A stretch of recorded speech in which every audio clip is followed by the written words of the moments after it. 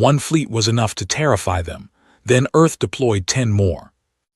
The alarm screamed in my ear before my coffee even reached my lips. I was Fleet Admiral Marcus Holloway, and I had been in command of Earth's first expeditionary fleet for exactly 73 days.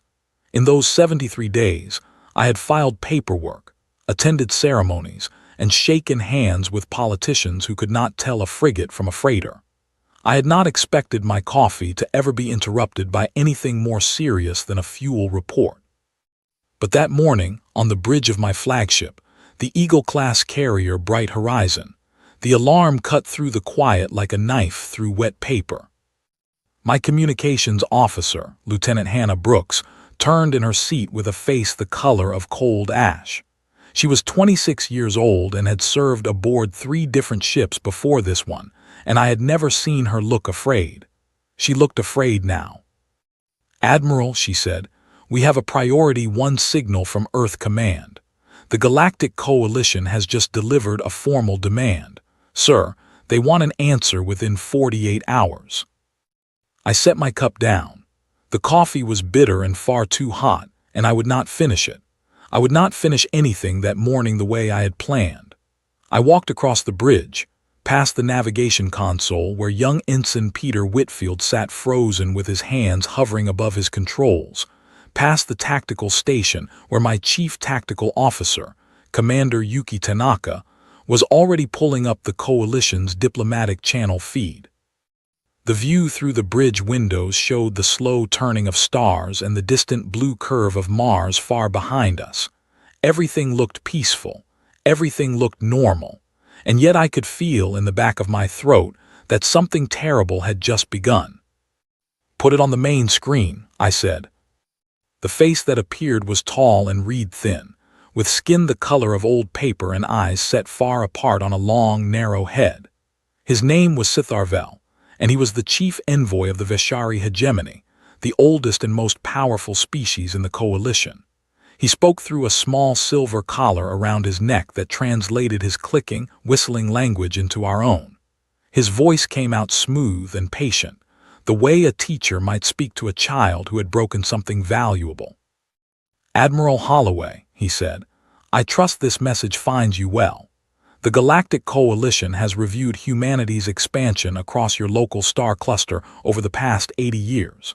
The pace of your colonization, the rate of your shipbuilding, and the boldness of your trade routes have caused great concern among the older species.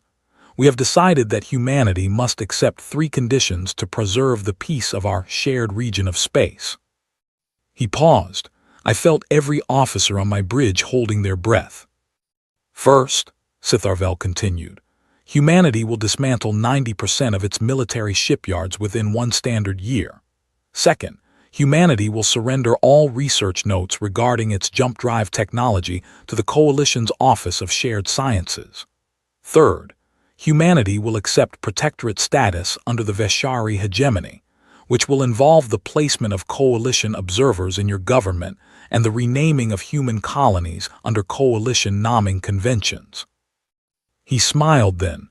At least I thought he smiled. With Veshari faces it was always hard to tell. "You have 48 hours to deliver Earth's formal acceptance. We are sending an envoy to the neutral system of Kara 3 to receive your reply in person. We trust you understand the wisdom of accepting our terms. The Coalition's combined warships number more than 40,000. Your own fleets, by our careful counting, contain perhaps 300 capital ships. The mathematics, Admiral, are very simple." The screen went dark. The bridge stayed silent for a long, long moment. It was Tanaka who finally spoke. She was a small woman with short black hair and a voice that was always far too calm for the situation she ended up in. "Sir, that was not a demand. That was a notice of surrender written backward." "I know, Commander," I said. "Sir, we cannot accept those terms. To dismantle our shipyards would leave us defenseless. To surrender our jump drive technology would let them follow us anywhere. And to accept their protectorate status would mean the end of Earth as a free world." "I know, Commander." "Then what do we do?" I stared at the empty screen for a long time before I answered. Outside the bridge windows, a small repair drone drifted past, its lights blinking in a steady, harmless rhythm. The drone did not know that anything had changed. The drone did not know that the world I had grown up in had just ended. "We get our orders from Earth," I said, "and we follow them." The orders came 3 hours later. They were short and they were strange, and they did not match what I had expected at all. I read them twice in the privacy of my quarters before I called my senior officers together. The Bright Horizons conference room was small and lit by soft white panels in the ceiling. The walls were lined with old paper maps of human colonies, kept there because Earth Command believed that even in an age of holograms, a real paper map made an officer think harder. I sat at the head of the long table. To my right was my executive officer, Captain Adiz Okonkwo, a tall woman from Lagos with steady hands and a mind that worked faster than most computers. To my left was Chief Engineer Diego Marquez, who had never once in his life worn a clean uniform and who was currently chewing on the end of an unlit pipe. Across from me sat Tanaka, Brooks, and my fleet's intelligence officer, a quiet man named Lieutenant Commander Henry Pike. I read the orders aloud. "Admiral Holloway, you will proceed at maximum safe speed to the neutral system of Kara 3. You will arrive ahead of the Coalition envoy.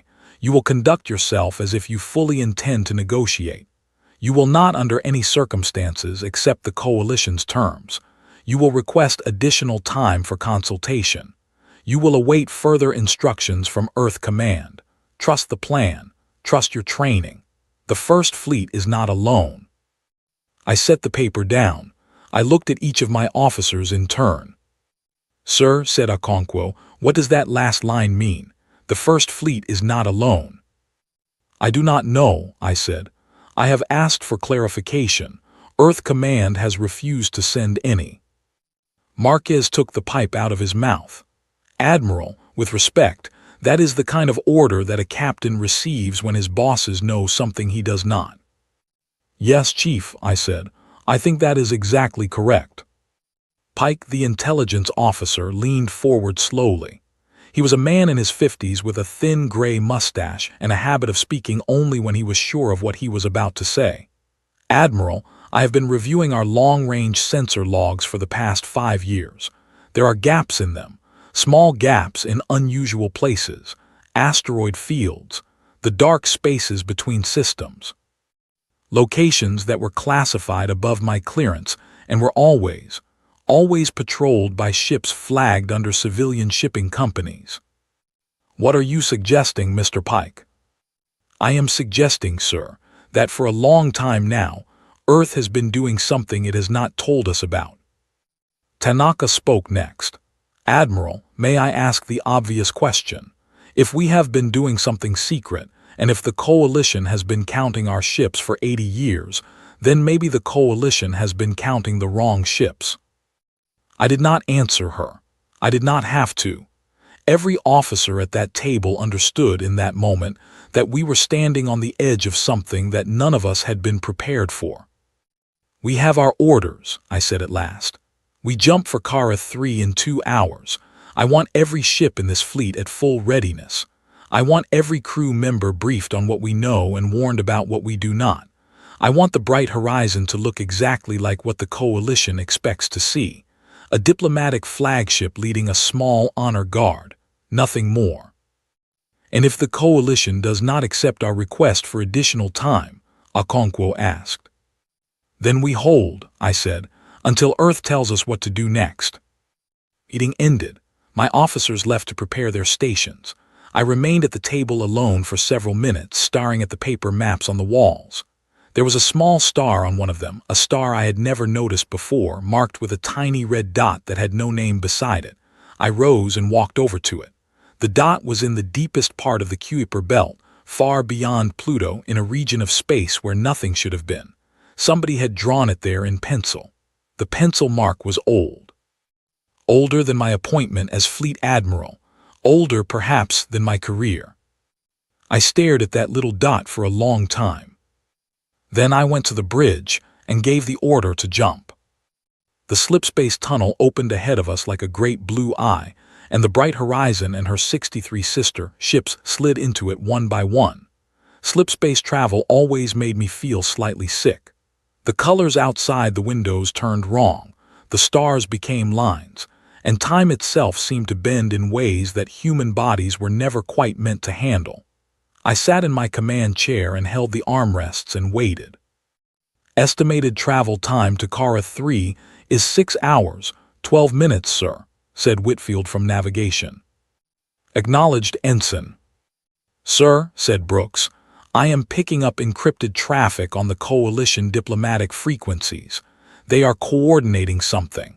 I cannot read the messages, but the volume is unusual. Coordinating what, Lieutenant? I do not know, sir, but there is a lot of it, and it is not all coming from one source. I am detecting at least 9 different points of origin, all in the region around Kara 3. I exchanged a glance with Tanaka. 9 different sources. The Veshari had said they were sending one envoy. One envoy did not need 9 sources of communication. They are bringing friends, Tanaka said quietly. Yes, I said, they are. The slipspace tunnel rushed on around us. I thought about the orders in my pocket. I thought about the little red dot on the paper map. I thought about the 80 years of human history that had brought us to this moment, all the colonies we had built, all the children who had been born on worlds with 2 suns or 3 moons, all the dreams of a free human future spread across the stars. I thought about Sitharvel and his patient, condescending smile. I thought about 40,000 Coalition warships waiting somewhere out in the dark. And I thought about that one strange line in my orders. The First Fleet is not alone. I did not yet know what those words meant, but I had a strong feeling that I was about to find out, and that when I did, the entire galaxy would find out with me. 6 hours and 12 minutes later, the slipspace tunnel collapsed behind us, and the stars of Kara 3 came into focus through the bridge windows. I stood up from my chair. I straightened my uniform. I prepared to meet whatever was waiting for us. And then Tanaka's voice cut through the bridge, sharp and tight, as a wire pulled to its breaking point. Admiral, sensor contact. Multiple signatures, I count. She stopped, started again. Sir, I count 600 Coalition warships in formation around Kara 3. They are already here. They are waiting for us. The mathematics, Sitharvel had said, are very simple. I looked at the screen. I looked at the 600 ships. I looked at my 64. And I smiled, just a little, because I was beginning to understand what my orders had meant. The bridge of the Bright Horizon went so quiet that I could hear the soft hum of the air recyclers and the small click of Tanaka's fingers on her tactical board. 600 warships, 9 different species, banners rotating across our long-range scanners that I had only ever seen in intelligence reports. The Veshari had not brought an envoy. They had brought an army, and they had brought it before we even arrived, so that the first thing we saw when we left slipspace was the size of what they thought would crush us. Hold formation, I said. Brooks, open a channel to the lead ship. Let me see who is in charge over there. Yes, sir. The face that appeared on our main screen was Sitharvel again, but this time he was not in his diplomatic robes. He wore a long gray coat with thin silver bands around the cuffs, the uniform of a Coalition political officer in time of crisis. Behind him, I could see the bridge of a Veshari command ship, much larger than my Bright Horizon, with banks of consoles staffed by tall, pale figures who did not turn around when their leader spoke. Admiral Holloway, he said, I see you have arrived on time. That is encouraging. The Coalition is always pleased when humans demonstrate punctuality. Envoy, I said, I was told you would be bringing one ship. I count 600. He inclined his head slightly. The translator collar made his voice sound almost amused. An honor guard, Admiral, you understand. A diplomatic occasion of this importance requires a proper setting. The coalition wished to demonstrate to humanity the breadth of support behind our terms. The fleet you see represents 9 member species, and it is a small fraction, less than 2% in fact, of the coalition's total naval strength. Do not, I beg you, mistake this gathering for a threat. It is merely a courtesy. Of course, I said, a courtesy. I am pleased that you understand. Now, Admiral, the 48-hour clock is still running. I will require Earth's formal answer within the time remaining. You may transmit it directly to me on this channel. I let a small silence sit between us. I could feel my own heartbeat in my throat. Every officer on the bridge was watching me. Every camera in the room was recording me.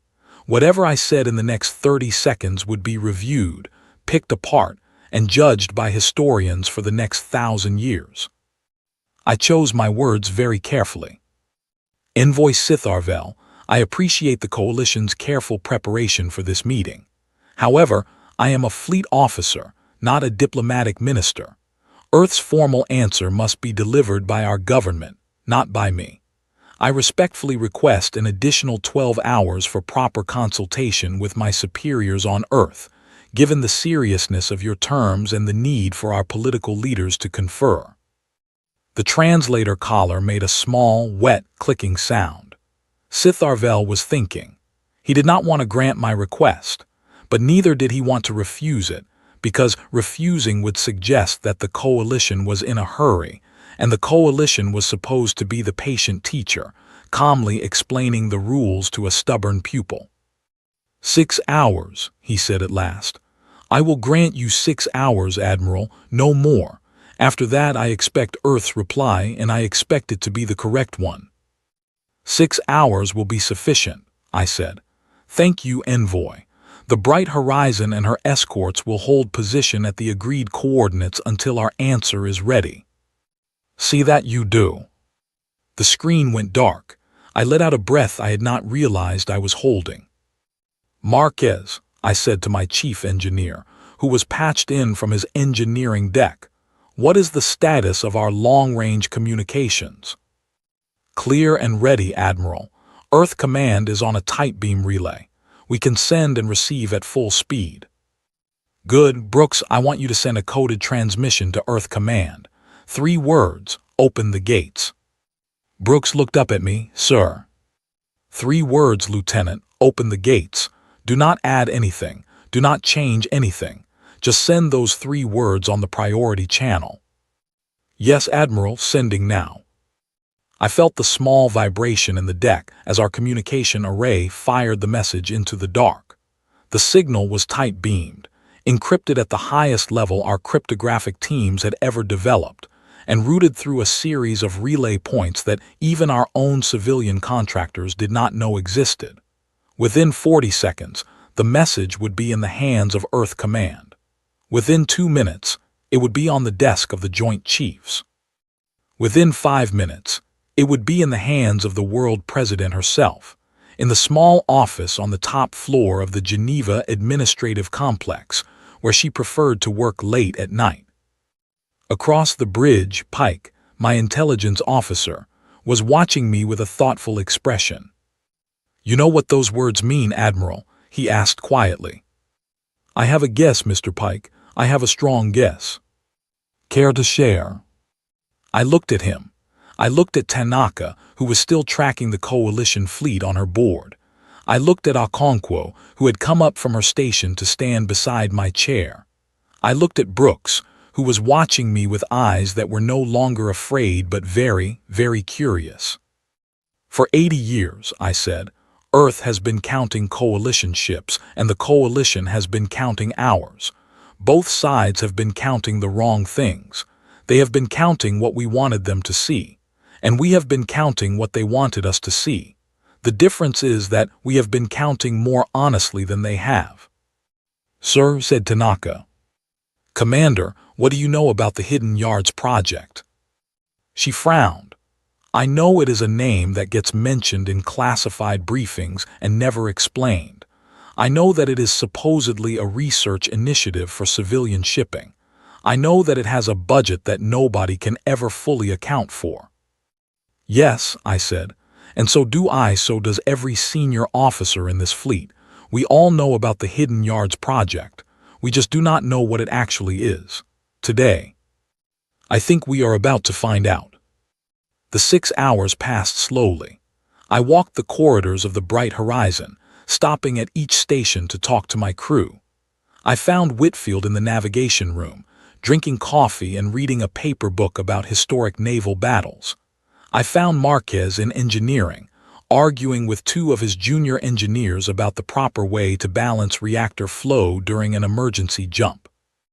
I found a young woman named Ensign Lily Carter weeping quietly in a side corridor, and I sat with her for 10 minutes without saying anything, because sometimes a young officer just needs to know that her admiral has time to sit with her in a hard moment. When I left her, she straightened her uniform and went back to her post, and I knew she would do her duty when the time came. I also stopped at the gunnery deck, where the crews were running quiet drills on equipment they had never been allowed to fire at full power. I found the chief gunner, a heavy-set man named Sergeant Major Walter Briggs, leaning over a young gunner's shoulder, correcting the angle of her fingers on the targeting controls. Briggs had been in the fleet for 31 years. He had served during the small skirmishes with the pirates of the Outer Belts, the disputes over the Lagrange stations, the long, cold patrols along the edge of Coalition space when we still pretended we were friends with everyone. He looked up when I walked in and gave me a small, tight nod. "Admiral." "Sergeant Major, how are your crews?" "Ready, sir. Every station green, every gunner sober, every weapon tuned." "Good." "Sir, may I ask a question?" "Of course." "Are we going to get to use these guns today?" I thought about how to answer him. He was an old soldier. He deserved a real answer. "I do not know yet, Sergeant Major. I hope we will not. But if we do, we will use them in a way that makes you proud." He nodded slowly. "That is all I needed to hear, Admiral." I left him to his work and continued my walk. Outside in the dark, 600 Coalition warships waited. Their formations were perfect. Their weapons were charged. They were the polished blade that the Coalition had brought to a meeting where they expected to do no fighting at all. At hour 5:53, Brooks spoke into my private channel. "Admiral, Earth Command has answered. 2 words this time, sir. Gates opening." "Acknowledged, Lieutenant. Bring it up on the main bridge." I returned to the bridge. The crew was at their stations, quiet and ready. I sat down in my chair and gripped the armrests and waited. The first new sensor contact appeared at hour 6:03. It came from the far edge of the Karath system, in a region of empty space where no jump beacons had ever been placed. A flicker of energy, then a steady glow, then the distinct signature of a slipspace exit point opening up where there should not have been one. "Sir," said Tanaka very slowly, "I have a new contact, multiple new contacts. I am reading." She stopped. She started again. "I am reading 600 warships, Earth designation, jump flagged as the 2nd Expeditionary Fleet." The Coalition's communication channels exploded. I could hear the chatter even through Brooks's filtered relay. Sitharvel's face appeared on our main screen, and this time his composure was cracked. "Admiral Holloway, what is the meaning of this? You did not declare a 2nd fleet. You did not request permission to bring additional vessels." "Envoy," I said, "I was not aware that I needed to declare them. They are responding to a routine transit order. I assume the Coalition has no objection to peaceful naval movements within neutral space." "This is highly irregular." "Karath 3 is a neutral system, Envoy. By treaty, any party may bring any number of ships into a neutral system without prior notice, so long as those ships do not engage in offensive action. Your own honor guard of 600 ships, I believe, is also operating under this principle. Or am I mistaken?" He did not answer. The translator collar clicked twice and then went silent. The 3rd Fleet arrived 11 minutes later. It came in high above the Karath system's central plain, flagged as the 3rd Expeditionary Fleet, and it carried with it a class of carrier I had never seen on any official roster. The carriers were enormous, larger even than my bright horizon, with hull markings that suggested they had been built in deep space yards far from any official record. Each carrier launched its escort wing in a fast, precise pattern that made our fleet's diagnostic computers struggle to keep up with the sheer number of small craft suddenly in the field. The 4th Fleet arrived 4 minutes after that, dropping out of slipspace in a stacked formation so tight that the navigation officers on the coalition ships must have wept. The 5th Fleet came in low and slow and silent, like a shadow sliding across a lake. Its ships had unusual hull coatings that absorbed more than half of our scanner pings, and its formation moved with the kind of liquid grace that only came from thousands of hours of joint training. By the time the 7th Fleet arrived, the coalition's main tactical display was blinking with errors. There were too many new symbols for their software to process. By the time the 8th Fleet arrived, Sitharvel had stopped trying to communicate with me on the main channel and had begun broadcasting frantic encrypted messages to his command center far away in Veshari space. Our intelligence team picked up the edges of those messages, and Pike walked over to my chair to whisper a translation in my ear. Sitharvel was, in his own careful Veshari way, beginning to panic. The 9th Fleet arrived at hour 7, 14 minutes. By that point, the coalition fleet had begun to break formation, ships drifting out of their precise positions as their captains tried to figure out what was happening and what they were supposed to do about it. The 10th Fleet arrived at hour 7, 22 minutes. It was the largest of all of them. It came out of slipspace in 3 layers, with capital ships at the front, support ships in the middle, and a long tail of fast strike vessels behind. When it took its position alongside the other 9, the total count of human warships in the Kara 3 system was 11,048.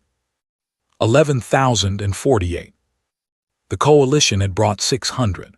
The coalition had said that 600 was less than 2% of their total strength, which would put their total strength at around 40,000. If every word Sitharvel had said was true, then the coalition still had 4 times the firepower we had brought today. But that was not what mattered.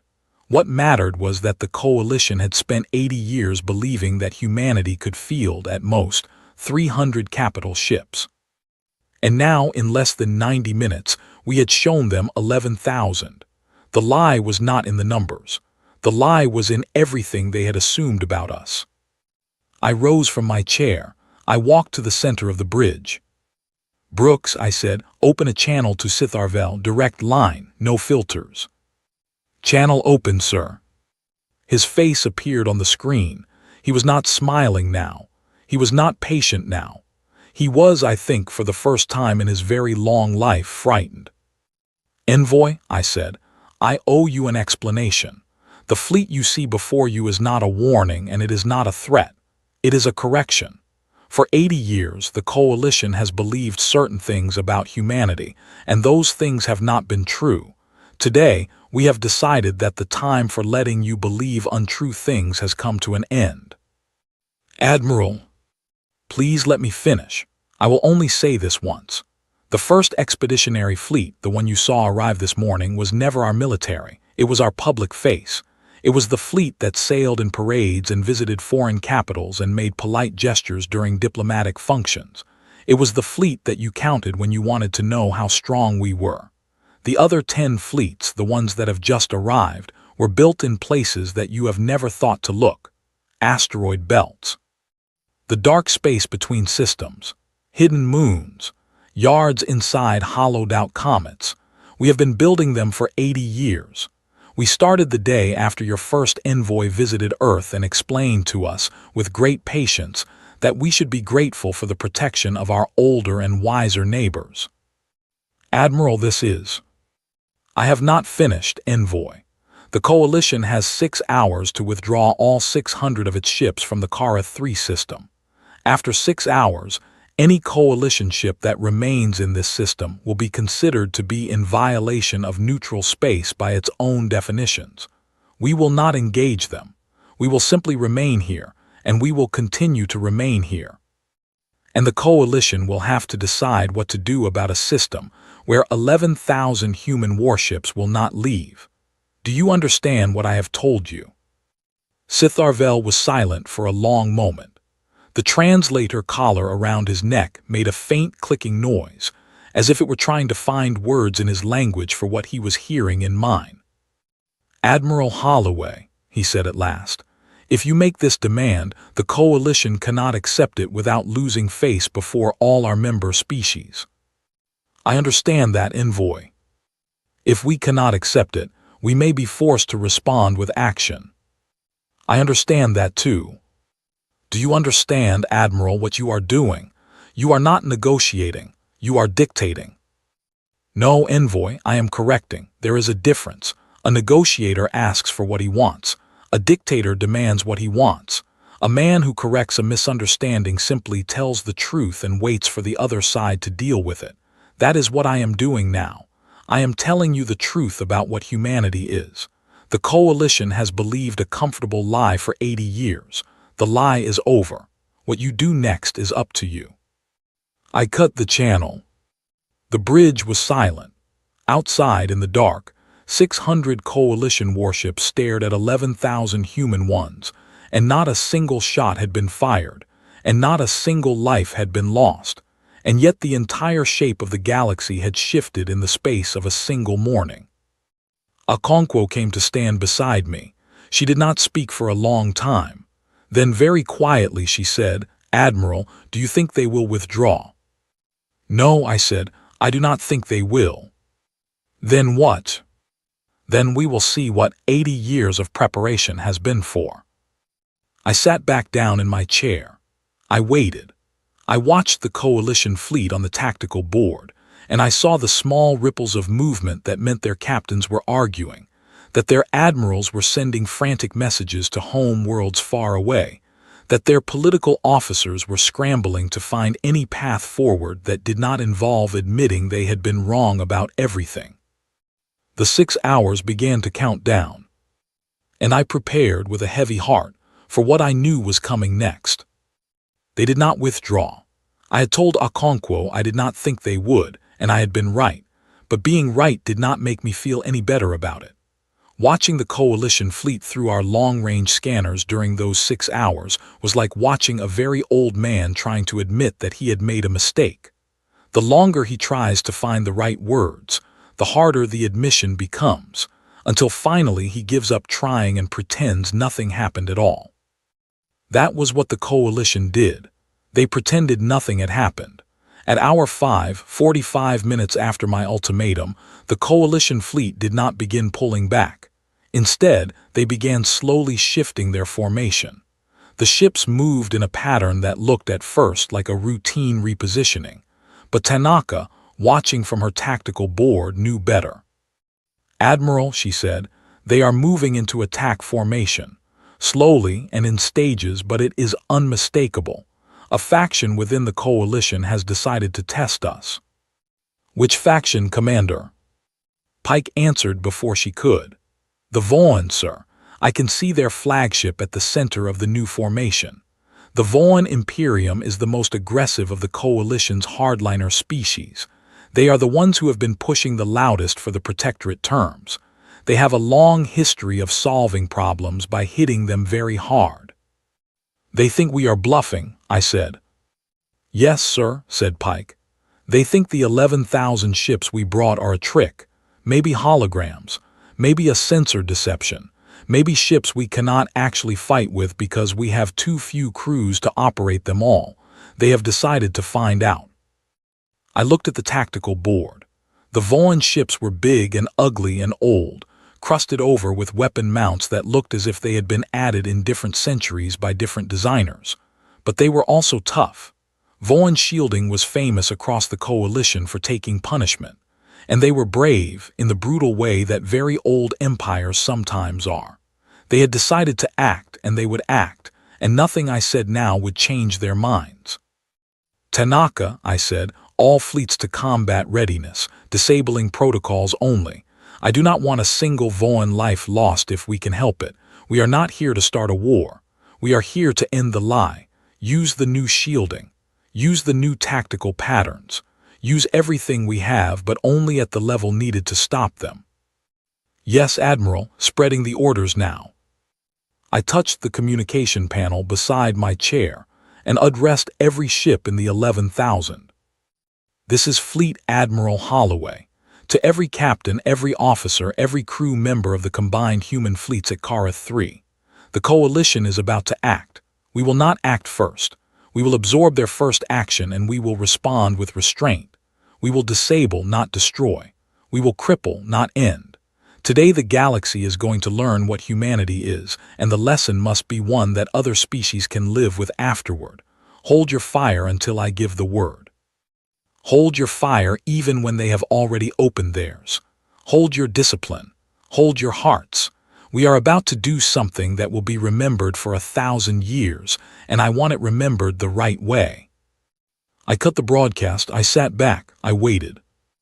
The Voan flagship fired first. It was a clean, coordinated strike, a single massive volley of plasma lances aimed directly at our forward destroyer screen. 200 Coalition ships fired in unison with their flagship. 300 plasma lances flashed across the dark, all of them converging on a small cluster of human destroyers at the front of our formation. I heard Tanaka inhale sharply. I saw Okonkwo grip the edge of the navigation console. The lances struck. For 3 full seconds, the front of our formation disappeared inside a wall of fire so bright that the bridge windows went dark to protect our eyes. The bright horizon's automated systems polarized every viewing surface on the ship. I could see nothing. I could only listen to the sensor reports as they came in. Forward shielding holding. Forward shielding holding. Forward shielding holding. Tanaka's voice was steady, but I could hear the surprise in it. 3 seconds, then 5, then 10. The plasma lances kept striking and the shields kept holding, and I sat very still in my chair and waited for the windows to clear. When they did, the forward destroyer screen was still there. Every ship was still there. Some were scorched along their forward armor. Some had small burns on their hulls, but not one had been broken. Not one had even been seriously damaged. The new adaptive shielding, which Earth Command had been quietly testing for the past 15 years, had absorbed the entire Voan opening volley and dispersed it harmlessly into the dark. Marquez's voice came through my private channel from engineering. He was not shouting. He was laughing, but quietly, the way a man laughs when he has just seen something he has been working on for half his life finally do exactly what it was supposed to do. They held, Admiral. They actually held. Yes, Chief, they did. Now the hard part begins. I rose from my chair. Fleet Admiral Holloway to all ships. Return fire. Disabling protocols pattern Delta 7. Cripple their engines first, then their weapons, then their reactors. Use the precision packages. Repeat, use precision only. No mass strikes. No total destruction. Cripple, do not end. The 11,000 human ships of the combined fleets answered as one. The pattern they used had a name. Earth Command called it the bridge pattern, because it was meant to bridge the gap between the old way of fighting, where you broke your enemy completely, and a new way of fighting that humanity was inventing in real time. In the bridge pattern, every human ship targeted exactly one coalition ship, and every human gunner fired exactly the number of shots needed to disable that ship without sinking it. The pattern required perfect coordination. It required real-time information sharing across thousands of vessels. It required decades of training and a kind of trust that no other navy in the galaxy had ever built. We had built it. We had built it in secret, and we had practiced it for years. And now, on a morning that the galaxy would never forget, we used it. The result was not a battle. It was something stranger and more careful than a battle. It was a slow, surgical dismantling of a coalition fleet that had come to terrify us. Engines went dark. Weapons fused into uselessness. Reactors shut down under precise electromagnetic pulses fired from corvettes that danced between the bigger ships like minnows between whales. Voin capital ships drifted to a halt with their crews unharmed, but their vessels rendered as harmless as iron statues. Veshari escorts found themselves unable to move as their drive cores went silent under coordinated strikes from human cruisers. The Coalition fleet returned fire. They returned fire hard, but every salvo broke against our shielding. Every sortie was met by faster, more agile human ships that had been designed by engineers who had spent 80 years studying every Coalition tactic ever recorded. Marquez had once told me, late at night over a bottle of something he should not have had on the bridge, that the Coalition's biggest weakness was that they had stopped learning. They were so old, he said, that they thought they had nothing left to learn from anyone. And now, at Kara 3, we showed them what an 80-year-old child could do when the parents had not been paying attention. I watched it unfold from my command chair. I watched our destroyers move in coordinated triangles around Vaughn cruisers, taking out their port engines first, then their starboard, then their main reactor housings. I watched our corvettes weave through Veshari escort screens like dancers through a slow crowd, dropping precision EMP charges that turned proud warships into floating museums. I watched our battleships, the great proud ships that the Coalition had spent decades trying to count, hold back from full firepower again and again, choosing the careful shot over the easy one, choosing the disabling blow over the breaking one. In the middle of the engagement, Tanaka called out a problem. A small group of Voin cruisers had broken off from the main formation and was attempting a fast run toward the edge of the system. They were not retreating. They were repositioning, trying to flank our reserve carriers, hopping to find a weak point in our formation that they could break through. Admiral, the Voin left flank is making a move on our 7th Fleet's carrier group. 12 cruisers, accelerating hard. They will be in firing range in 4 minutes. Tanaka, route the response.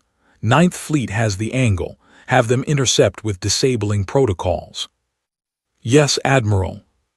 The 9th Fleet responded within 30 seconds. Their commander, a captain named Eliza Green, whom I had never met in person but whom I had read about in fleet reports for years, pivoted her entire formation in a maneuver that should have been impossible at that scale. 40 cruisers and a dozen destroyers turned together, like a single great wing, and intercepted the Vaughn breakaway force before they could reach our carriers. The engagement that followed was brief and almost completely silent on the open channels. Captain Green's ships took the Vaughn cruisers apart from the inside, disabling their drive systems first, then their weapons, then their communication arrays, leaving them helpless but unharmed in the dark. Not one Vaughn vessel managed to fire a meaningful shot at our carriers.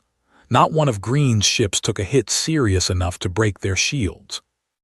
When it was done, Captain Green transmitted a single line back to me on the command channel. Targets neutralized, Admiral. No life lost. Returning to formation. Acknowledged, Captain. Well done. There were other moments like that throughout the engagement. A Veshari escort group attempted to launch boarding shuttles at one of our smaller frigates, hopping to capture an intact human vessel. Our Marines repelled the attempt without a single fatality on either side, using stun rounds and grappling tools rather than ship-to-ship weapons. A heavy Mishari battleship, fighting under Coalition flag despite the irony, attempted to ram one of our destroyers and was caught in a tractor beam web that held it motionless until its captain agreed to power down. A small swarm of Carinth fighter craft, the only Carinth ships in the entire Coalition force, tried to break through our screening line and was met by a wall of human point defense fire that broke their formation without breaking a single one of their ships. Each of these moments was a choice. Every one of them was a decision made by a captain or a gunner or a pilot who had been trained for years to take the harder path. The easy path would have been to break the enemy completely. The easy path would have been to take the shot that would end the threat once and for all. The harder path, the one we had chosen, was to leave the enemy alive, to leave the enemy able to think about what had just happened, to leave the enemy with enough wreckage to be ashamed of and enough survivors to carry the story home. It was a kind of fleet engagement that the coalition had never seen before, because it was a kind of engagement that no species had ever been disciplined enough to attempt at this scale. We were inventing it as we fought it, and we were inventing it well, and the universe would be different for it. Through it all, I kept one eye on the casualty reports. They came in slowly at first, then in a steady stream, and I read each one as it arrived. A young helmsman aboard the destroyer Calm Harbor struck by debris recovered. A gunner on the cruiser Iron Promise knocked out by a console explosion recovered. A pilot from the carrier Sky Mother ejected from her fighter when her cockpit was breached recovered. The list went on. Many wounded, none lost.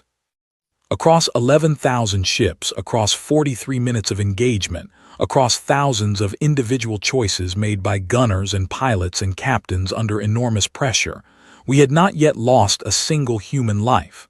I read the reports with a kind of quiet wonder. We had practiced for this. We had trained for this, and the training was holding. The coalition was not so lucky, and yet by their standards, their losses were almost unbelievable. 43 minutes of full fleet engagement against a force 18 times their size, and they had taken only minor casualties of their own, all of them caused by their own ships rather than by our weapons. A Voan engineer was injured when his reactor lost containment under one of our EMP strikes. A Veshari helmsman broke his arm when his ship lost gravity during a power down. The medical reports the coalition transmitted to us, when they realized we were keeping count, would later become some of the most studied documents in galactic history. No species had ever fought a fleet engagement at this scale and ended it with such a small number of injuries. No species had even thought it was possible. 43 minutes after the Voan flagship fired its first volley, 412 coalition ships drifted dead in space. Their engines were cold. Their weapons were silent. Their crews, every single one of them, were alive. We had been very, very careful about that. We had lost 9 ships, not broken, lost. They had taken damage too severe to fight on, but their crews had abandoned them in good order, and our recovery teams were already moving to bring them home. I had received the names of every officer who had given the order to abandon ship. I would meet with each of them personally before the day was out. I would tell each of them that they had done what their training had taught them to do, and that there was no shame in surviving a fight that was meant to teach a lesson rather than to end an enemy. I rose from my chair. There was a small streak of blood on my collar. A fragment from a console panel had cut me when one of the Voan's later salvos had struck near the bridge. I had not noticed it until now. I touched the cut and felt the warmth of the blood and looked at it on my fingertips. Tanaka was at her station with tears running down her face. She was not crying from grief. She was crying from a kind of relief that I do not think I will ever be able to describe properly. We had not become what they expected us to become. We had not become the brutal new species that the coalition had feared. We had held back. We had shown discipline. We had won, and we had won the right way. The Voan Admiral's flagship transmitted on an open channel. The transmission was short and rough, the speech of a proud old soldier who had never expected to send the words he was now sending. This is Voan Imperator Carolson of the flagship Heart of Stone. My fleet is no longer combat capable. I formally surrender the Voan contingent of the Coalition Demonstration Force. I request terms. Sitharvel, watching from a position behind the main fleet where his Veshari command ship had been spared the worst of the engagement, transmitted next. His voice, when it came through the translator collar, was very quiet. Admiral Holloway, I am authorized to request a ceasefire on behalf of the entire Coalition Demonstration Force. Will you accept? I let myself take a breath before I answered. I let myself feel, for just a moment, the weight of every decision that had brought us to this point. Then I touched the communication panel. Envoy Sitharvel, Imperator Karelson, I accept the surrender of the Voin contingent and the ceasefire request of the Coalition Demonstration Force. Terms will be discussed in a formal session aboard the Bright Horizon, beginning in 2 standard hours. Until that time, all Coalition ships will hold position. Our recovery teams will assist any Coalition vessel whose life support has been damaged. No further hostilities will occur. Do you both accept these conditions? Accepted, said the Voin Admiral. Accepted, said Sitharvel. I cut the channel. I sat down again. I felt very, very tired. Okonkwo touched my shoulder gently. Admiral, your forehead. I know it is fine. It is not fine. Let me bring the medic. In a moment, Captain, in a moment. I looked out through the bridge windows. The dark was full of disabled Coalition ships, drifting silently against the stars. Around them, like patient herders, the human fleets moved slowly to assist. I could see small lights flickering on Coalition hulls as our recovery teams cut their way through to deliver life support and medical aid. I could see Voin crews being helped onto our shuttles by Earth Marines who, hours earlier, had been drilling for the worst possible outcomes. The galaxy had changed today. The Coalition would never again look at humanity the way it had this morning. But what they would look at us as instead was still being decided, and the decision was being made not by politicians and not by admirals, but by the way our young Marines treated the wounded crews of an enemy fleet they had every reason to hate. I watched them work. I saw a young Earth Marine, a private no older than 20, gently carrying a wounded Voin officer twice his size on a stretcher that was clearly not designed for the larger species. The Marine was struggling. His comrades were helping him. None of them was rough with the wounded officer. None of them mocked him or showed any anger toward him. The Marine spoke to the Voin in slow, patient English, telling him that he was safe now, that the medical bay would have a Voin-rated unit ready by the time they arrived, that nobody was going to harm him. The Voin officer, who probably did not understand a word of what the Marine was saying, reached up and placed one of his great red hands on the Marine's shoulder. It was a Voin gesture of thanks. The Marine, who probably did not know what the gesture meant, gave the officer a small, tired smile and kept walking. That, I said mostly to myself, is what we built the fleets for. Sir, said Okonkwo. For this, Captain, not for the fight, for what we do after the fight. The fleets were the threat, but the way we use them is the answer. The Coalition will decide whether to respect us or fear us, and they will decide based on what happens in the next 2 hours, not on what happened in the last 2. Yes, Admiral, I understand. Good, now please send for the medic, before this cut on my head decides to become a problem. She smiled very slightly for the first time that day. She left the bridge. I sat in my chair and looked out at the drifting ships and the slow, careful work of the recovery teams. Behind me, Brooks was already opening channels to Earth Command to relay the news.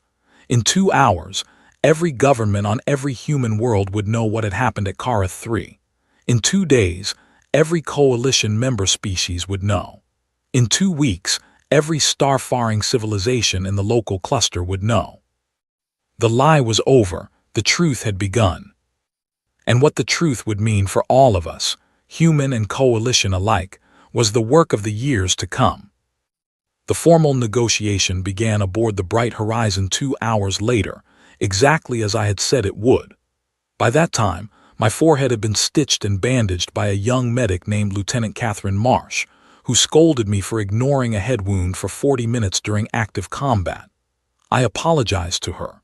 She did not accept the apology, and told me she would be writing me up, in private, in a strongly worded letter that she did not actually intend to send. I told her that was the most honest discipline I had received in years. The conference room was the largest open space on my flagship, and it had been cleared of every loose object except a long oval table and chairs designed to fit a wide variety of body shapes. We had practiced for this, too. 80 years of preparing for a meeting like this one had taught us that a Veshari does not sit in the same kind of chair as a Vaughn, that a Mishari needs a slightly higher table than a Tellurian, that a Carinth-class envoy will be uncomfortable in any room with strong overhead lighting. We had built chairs and tables and lighting for every species at the negotiation, and we had built them well. And when the delegates arrived, they noticed, all of them, even if they were too proud to say so. Earth's lead negotiator was a small, gray-haired woman named Ambassador Margaret Holloway. She was no relation to me, despite our shared family name, although the coalition press would later spend weeks insisting that we must be cousins or distant relations.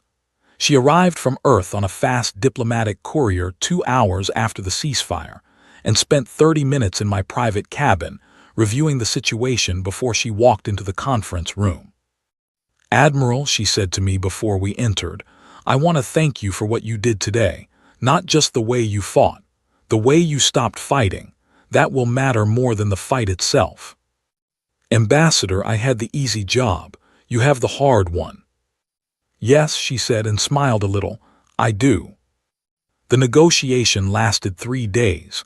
I will not write down every detail of it here because the official records cover the arguments and the speeches and the formal proposals, but I will write down the things that the records do not always capture. The small things, the human things. On the first day, when Ambassador Holloway laid out Earth's terms, the room went very quiet, and Sitharvel asked her to repeat them, because he could not believe what he had heard. "Ambassador," he said, "you are asking for almost nothing." "That is correct, Envoy. You have 11,000 warships in this system. You have just dismantled a coalition demonstration force without taking a single life. You are in a position to demand reparations, territory, the dissolution of the coalition, the surrender of our jump drive research. You are asking for almost nothing. Why?" Ambassador Holloway folded her hands on the table. Her voice was kind and firm at the same time. "Envoy, Earth has only 3 demands. First, we demand recognition of human sovereignty, not protectorate status, not observer rights, full sovereignty equal to any coalition member species. Second, we demand the end of the hegemony's protectorate system across the entire local cluster. Every species under that system must be offered the choice of full independence, full coalition membership, or whatever other status they may negotiate freely. Third, we demand the establishment of a new joint council that includes every space-faring species in our region of the galaxy, with equal voice and vote, regardless of size or age." "And in return," asked Sitharvel. "In return," she said, "humanity will sign a formal agreement of non-aggression with the coalition. We will not pursue reparations for the coalition demonstration force's actions today, despite our right to do so. We will assist in the recovery of every disabled coalition vessel and the safe return of every coalition crew member. We will withdraw 9 of our 10 reserve fleets from this system and return them to Earth space within 30 standard days. The first expeditionary fleet will remain at Kara 3, alongside an equal number of coalition vessels as a joint peacekeeping force, the structure of which we are willing to negotiate." The room stayed silent for a long time. Then the Vaughn Admiral, Carol Sin, spoke. He had been allowed to attend the meeting after his formal surrender, on the condition that he accept observer status and not vote on any motion. He was a large, heavy-set being with deep red skin and a voice like rocks rolling down a hill. "Ambassador," he said, "you understand that what you are demanding will end the Veshari hegemony's leadership of the coalition. The protectorate system has been in place for over 2,000 years. It is the foundation of how the Veshari maintain their authority. To dismantle it is to dismantle them." "Yes, Imperator," she said, "I understand that. And you are willing to take the consequences of asking for that." "We are not asking, Imperator. We are statting. The protectorate system is an arrangement that has cost 12 species their independence in the past 3 centuries alone." The Tellurian Confederacy was absorbed into the hegemony in this way. The Mishari Republic was dismantled in this way. The Carinth Free States were forced into voluntary association in this way. We have watched it happen for 80 years, and we have decided that it will not happen to us, and we have decided today that it will not happen to anyone else within our reach. Sitharvel's face was unreadable. Voan faces show emotion clearly, and Carolson's expression was thoughtful, almost approving. But Sitharvel's was the careful blank of a politician who is being asked to admit a truth he has spent his entire life denying. "Ambassador," he said at last, "you ask us to dismantle the system that has kept our region of space stable for 2,000 years. What will replace it?" "Equality, envoy, that is what will replace it. An imperfect, messy, difficult equality among species that will not always agree with each other. It will not be as tidy as the protectorate system. It will not be as efficient. There will be arguments. There will be small disputes. There will be many problems that do not have simple solutions. But there will not ever again be a single species deciding the fate of all the others. That is what we ask. That is what we will accept. That is the only path forward that humanity will agree to." The room was quiet for a long time. Then Carolson, the Voan admiral who had attacked us only hours before, did something that no Voan had ever been recorded doing in any coalition negotiation in the past 2,000 years. He stood up. He walked to the head of the table, where Ambassador Holloway sat, and he placed his great red hand on the table beside hers, palm down, in the Voan gesture of formal allegiance to a position. "The Voan Imperium," he said, "supports the human proposal." Sitharvel looked at him with an expression I will remember for the rest of my life. It was not anger. It was not surprise. It was the slow, painful recognition of a man who has just realized that the foundations of his world have been moving under his feet for longer than he had been willing to admit. "Imperator," he said, "you understand that this will be seen as a betrayal by the Veshari." "Envoy," said Carolson, "the Voan have served the coalition for 2,000 years. We have fought your wars. We have policed your borders. We have absorbed 12 species into the hegemony at Veshari instruction. And today, for the first time, a younger species held us to account for what we did, and they did it without taking a single Voan life when they had every right to take many. I am not betraying the coalition. I am admitting, on behalf of my people, that the coalition has been wrong about something for a very long time, and that the time for being wrong has come to an end." He returned to his seat. He sat down. He looked at me across the table, and for a brief moment he gave a small nod, the kind of nod one old soldier gives another when there is nothing more to say. The negotiations continued for 2 more days after that. Other coalition representatives spoke. Some agreed with Carolson. Some did not.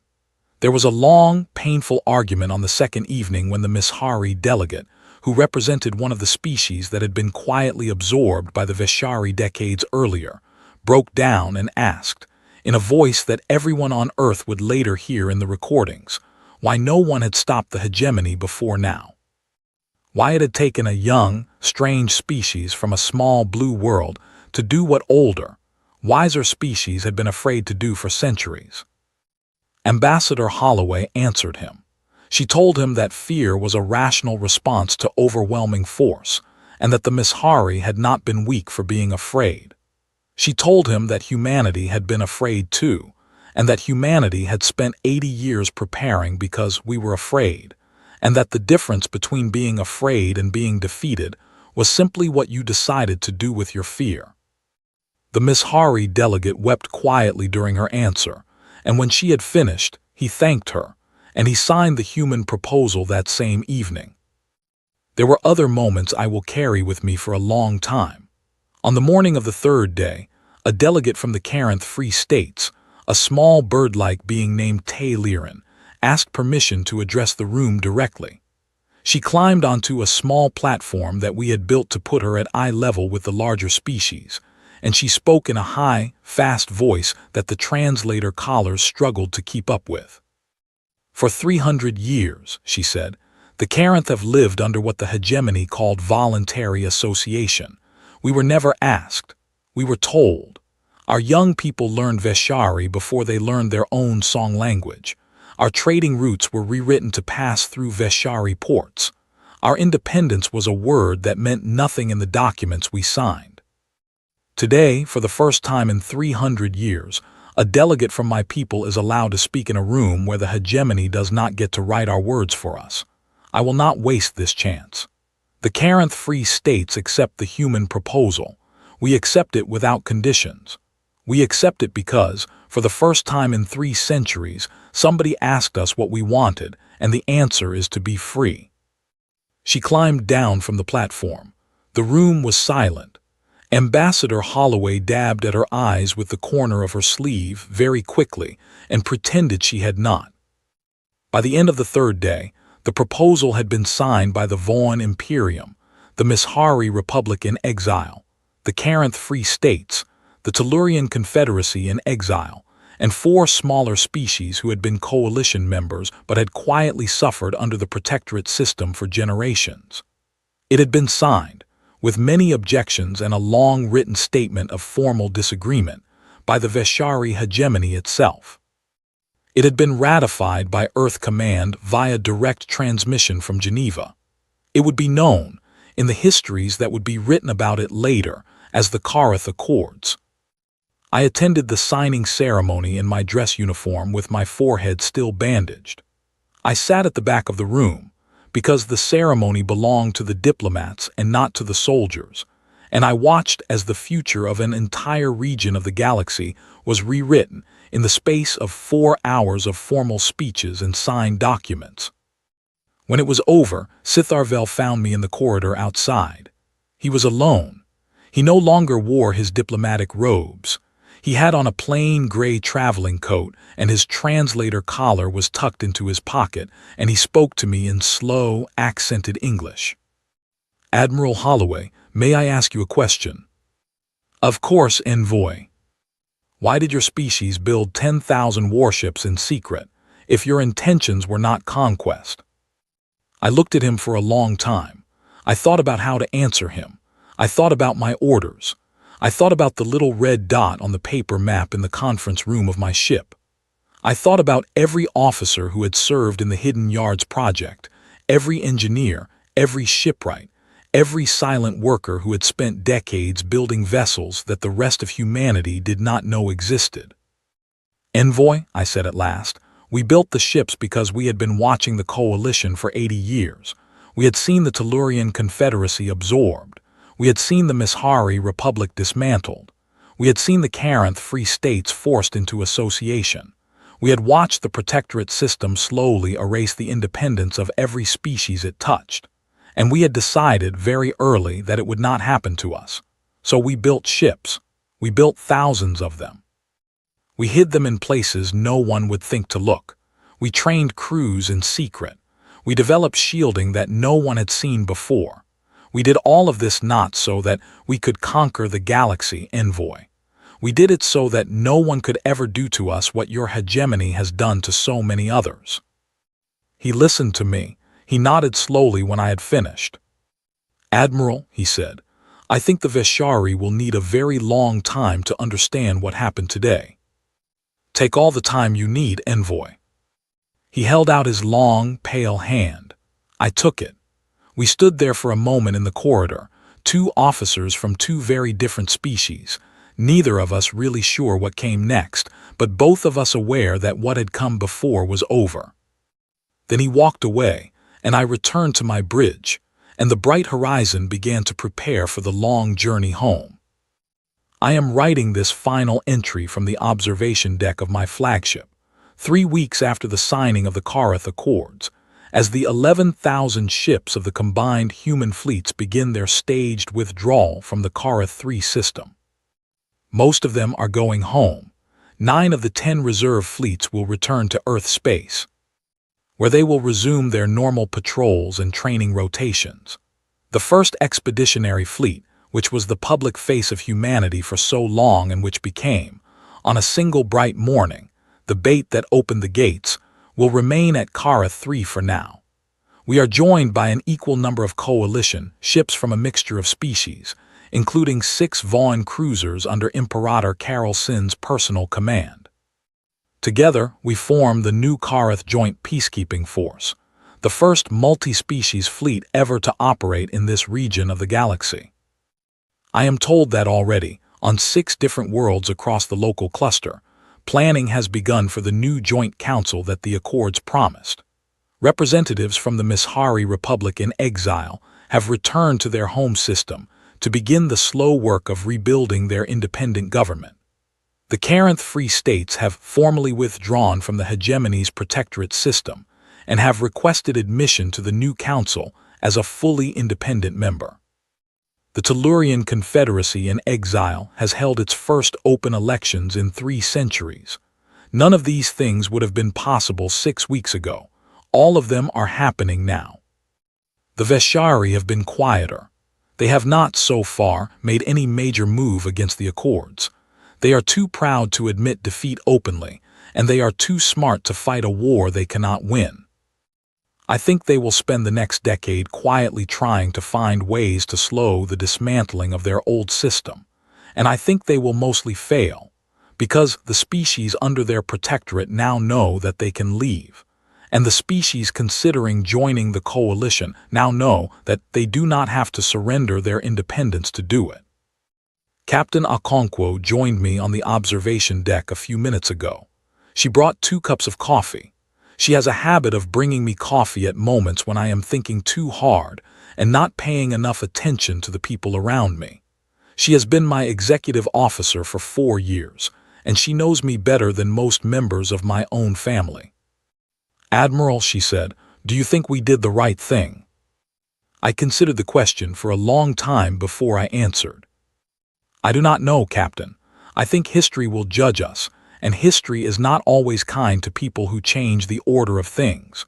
We will be remembered as the species that revealed itself in a single morning and forced a 2,000-year-old system to bend within a week. Some species will admire us for it. Some will hate us for it. Some will fear us for the rest of our existence. We will spend the next century trying to live up to the example we set today, and we will probably fail in many small ways. Then why do it?" I looked out through the great windows of the observation deck.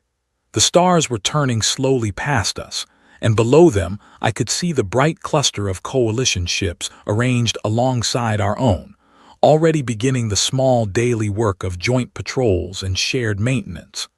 I could see the lights of the Kara 3 colony world glowing in the distance.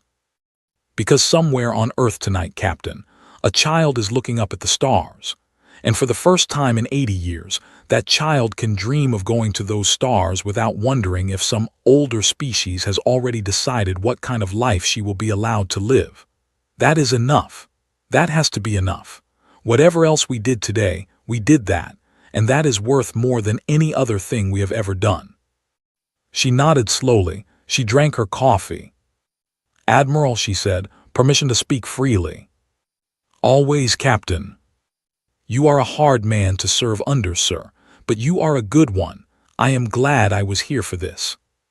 "Thank you, Captain. I am glad you were here too." The withdrawal continued through the night. One by one, the great human fleets opened their slipspace tunnels and slid into them, heading home. The bright horizon stayed. The remaining ships of the first expeditionary fleet stayed. The coalition ships that had agreed to join the peacekeeping force stayed. We watched the others leave. We watched the dark fold around them and then fold back. And when the last fleet was gone and only the joint peacekeeping force remained, I stood for a long time at the windows of the observation deck and looked out at the new shape of the galaxy that we had made. Then I went to my cabin. I sat down at my desk. I picked up a pen. And I began to write the report that you have just finished reading, so that the people of Earth and the people of every species touched by what happened at Kara 3 would know what we had done, and why we had done it, and what we hoped would come from it in the years ahead. The fleets are gone home. The peace has begun. The work, The long, slow, difficult work of building something better than what came before is still ahead of us. We will do it together, all of us. The stars are waiting.